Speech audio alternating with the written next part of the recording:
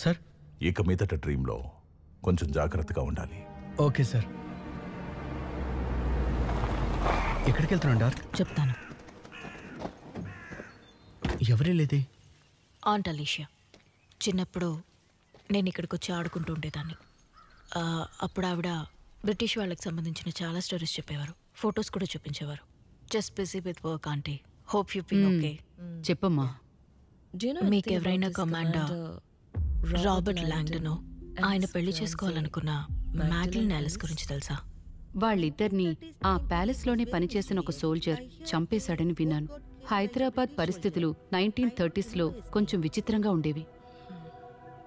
వాళ్ళిద్దరికి సంబంధించి స్పెసిఫిక్గా మీకేమైనా విషయాలు తెలుసా?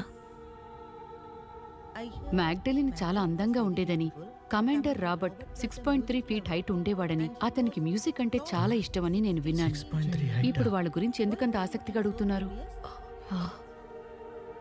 ఏమైంది? ఈవిడ చెప్తున్నట్టు లోపలున్న మెయిల్ గోస్ట్ 6.3 ఫీట్ హైట్ అయితే లేదు. అవునా? సరే కానీ ఆవిడ దగ్గర వాళ్ళకి సంబంధించిన ఫోటోలు కానీ పేపర్ కటింగ్స్ కానీ ఉన్నాయో అడుగు. వెయిట్ చేయండి, తీసుకొస్తా. ఇవన్నీ మా నాన్న బ్రిటిష్ ఆర్మీలో ఉన్నప్పుడు తీసిన ఫొటోస్. ఈ ఫోటోలు ఇక్కడ నిలబడ్డారే, ఈయనే కమాండర్ రాబర్ట్. ఎలా చూసినా ఈ రాబర్ట్ ఫేస్ ఆ దయ్యంతో మ్యాచ్ అవ్వట్లేదు. మరి డ్రీమ్లో ఉన్నది రాబర్ట్ కాకపోతే దీని రిమైనింగ్ పీస్ ఏమైంది? ఉండండి, ఇక్కడే ఉందనుకుంటా. ఇదిగో.